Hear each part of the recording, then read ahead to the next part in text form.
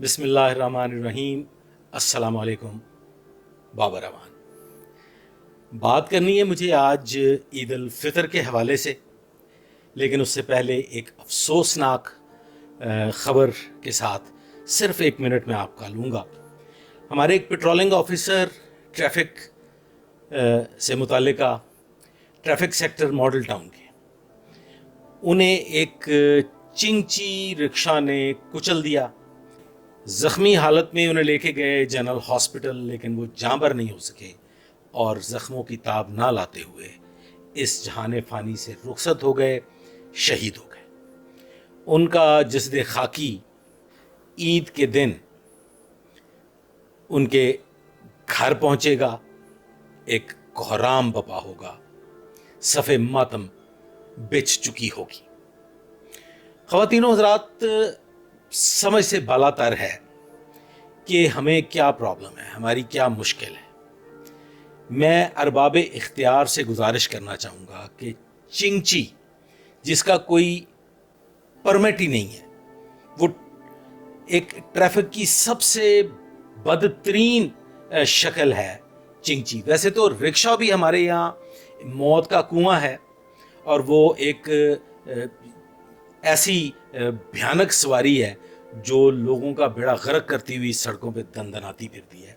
اور پھر ہم لوگوں کا چونکہ کوئی ڈسپلن نہیں ہے، ہم کسی سسٹم کے تحت نہیں چلتے، تو ٹریفک انتہائی بے ہنگم رہتی ہے۔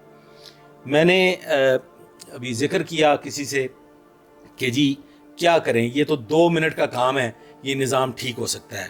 تو مجھے واپسی جواب ملا کہ جب سسٹم کرپٹ ہوگا تو پھر نظام کیسے ٹھیک ہو سکتا ہے، نظام میں کیسے بہتری لائی جا سکتی ہے۔ جن لوگوں نے اسی بد نظمی کو لے کے، اسی لا قانونیت کو لے کے گل چھرے اڑانے ہیں، تو وہ گل چھرے کیسے اڑائیں گے۔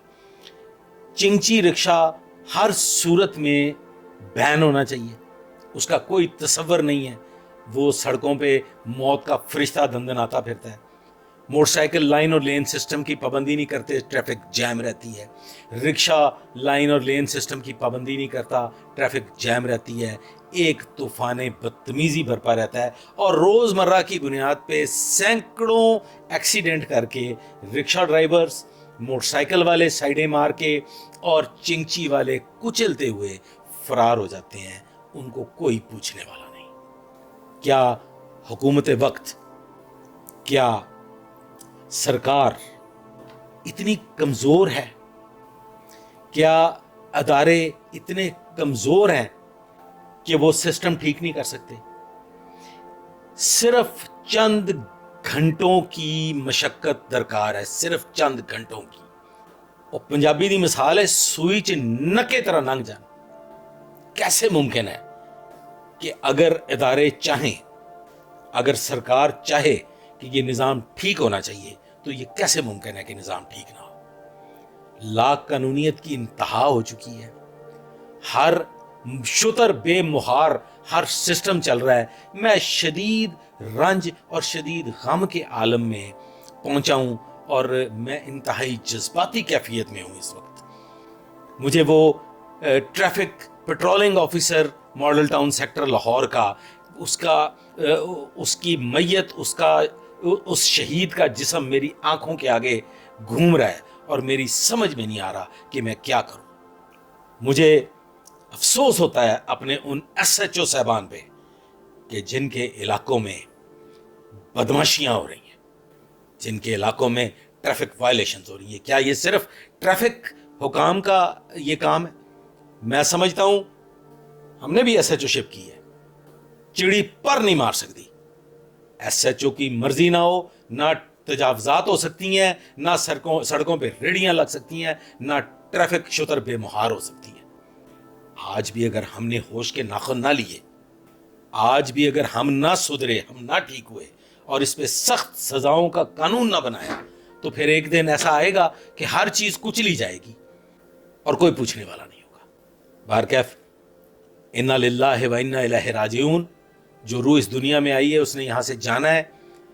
شہید کانسٹیبل کے لیے تمام سے میں التماس کروں گا کہ ایک سورہ فاتحہ اور 3 دفعہ سورہ اخلاص پڑھ کے ان کی روح کو بخشیں، اللہ تعالیٰ ان کے لواحقین کو صبر جمیل عطا فرمائے۔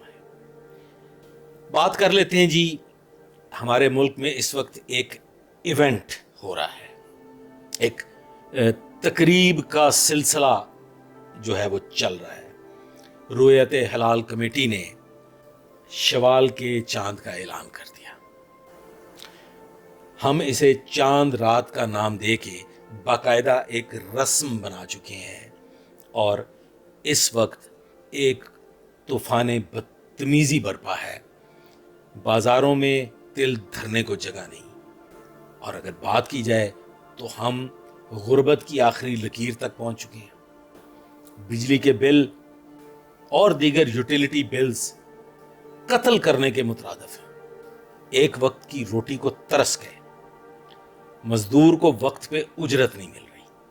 لیکن یہ کیا رواج ہے خواتین و حضرات کہ ہم قرض لے کے پھر سارا سال اس قرض کی ادائیگی کرتے ہیں، اور وہ غیر اسلامی رسومات ہم نے اپنی عیدین میں شامل کر دی ہیں جن کا دین سے تعلق ہی کوئی نہیں ہے، جن کا دین سے واسطہ ہی کوئی نہیں ہے۔ چلیں باہر کیف، نہ ہم اپنے گھروں کو ٹھیک کر سکتے ہیں، نہ ہم باہر کے سسٹم کو ٹھیک کر سکتے ہیں۔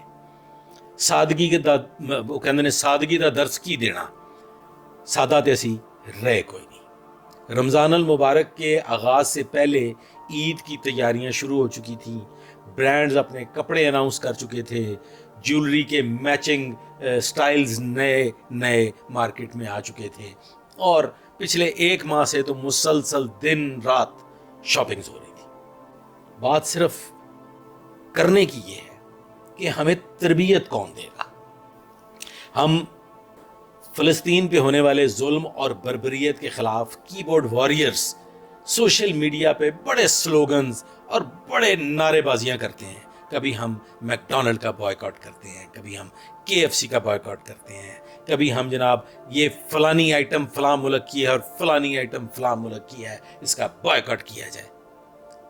کیا کبھی کسی نے یہ سوچا کہ آج ہم لاکھوں روپیہ خرچ کر کے صبح کے دن کے لیے جو تیاریاں کر رہے ہیں تو دوسری جانب فلسطینی بچے بھوک سے بلک رہے ہیں۔ 10,000 سرکاری اعداد و شمار ہے خواتین و حضرات، 20-25 ہزار سے زائد فلسطینی بچے لقمہ اجل بن چکے، اور جو باقی بچ گئے ہیں وہ گھاس کھا رہے ہیں، وہ پانی میں نمک ملا کے کھانے کے قابل بھی نہیں، کیونکہ ہے ہی کچھ نہیں۔ پینے کا پانی نہیں ہے تو وہ پانی میں نمک ملا کے کیسے کھائیں؟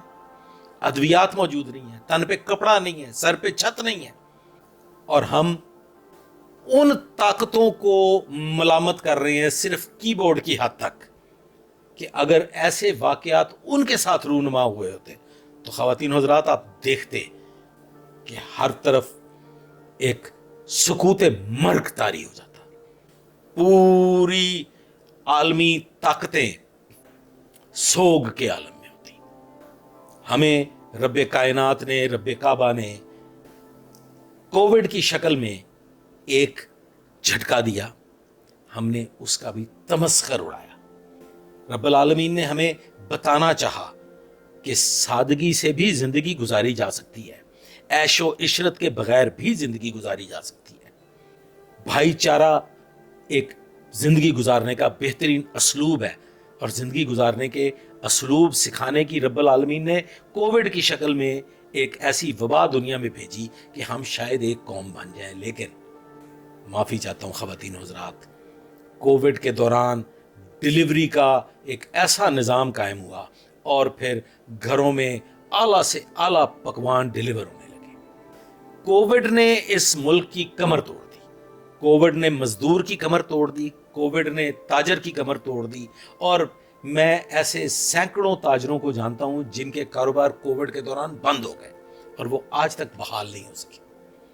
حالت زار یہ ہے، لیکن دوسری جانب بازاروں کا رش ختم نہیں ہو رہا۔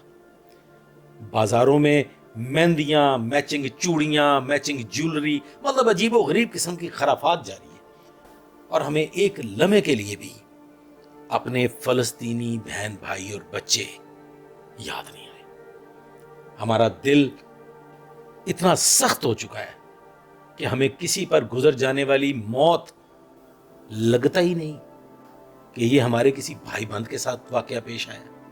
خواتین و حضرات، اس کی سب سے بڑی وجہ سوشل میڈیا پر ہونے والا کنجر خانہ اور مین سٹریم میڈیا پہ میں نے آج تک کوئی ایسا پروگرام نہیں دیکھا.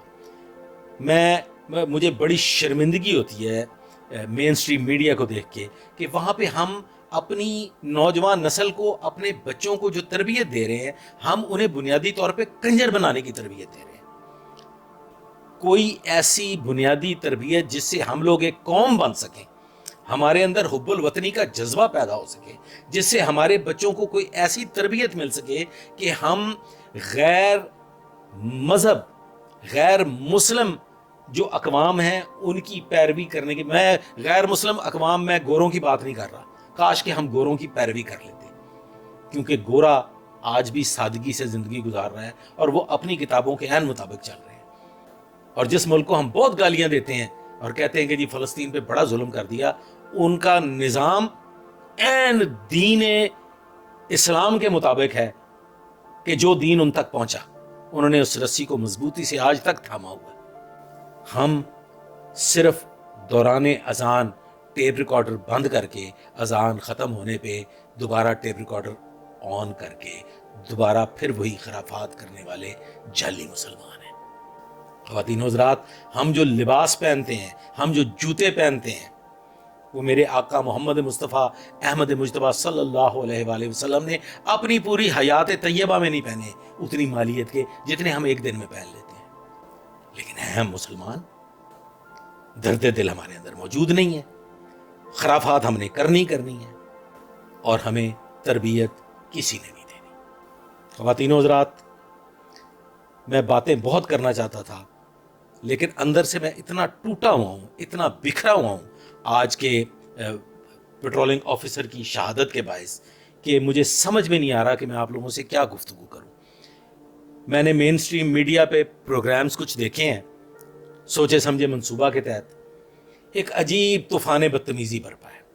جو اینکر صاحبان ہیں وہ انسٹیگیٹ کر رہے ہیں خواتین کو اور بچوں کو، مقابلے کروائے جا رہے ہیں کہ کون کیا خریدے گا، اور پھر آگے سے جواب دینے والے کہہ رہے ہیں ہم تو آج ساری رات شاپنگ کریں گے، ہم صبح تک شاپنگ کریں گے، ہم نے فلاں چیز کی شاپنگ کرنی ہے، ہم نے یہ شاپنگ کرنی ہے. اور وہ جا کے پوچھ رہے ہیں آپ نے کس کلر کا ڈریس لیا، آپ نے کس کلر کا ڈریس لیا. کوئی ایک اینکر پرسن خواتین و حضرات مجھے ایسا نظر نہیں آیا جو یہ سوال کر رہا ہو کہ بچوں، اے نوجوانوں، فلسطین میں ظلم و بربریت کی انتہا ہو گئی، آپ کا اس کے بارے میں کیا خیال ہے؟ اور مجھے کوئی ایک بچہ، کوئی ایک نوجوان، کوئی ایک بوڑھا بزرگ یہ کہتا ہوا نہیں سنا کہ جس نے یہ کہا ہو کہ عید ایک دینی فریضہ ہے، ہم اس عید کو ایک دینی فریضہ سمجھتے ہوئے منائیں گے اور نماز عید ادا کریں گے، چونکہ ہمارے فلسطینی بھائی بہن اور بچے کٹ رہے ہیں، مر رہے ہیں. کسی ایک شخص نے یہ نہیں کہا کہ ہماری یہ عید انتہائی پھیکی ہو چکی ہے کہ ہمیں فلسطینی بچوں پہ ہونے والے مظالم نہیں بھولتے.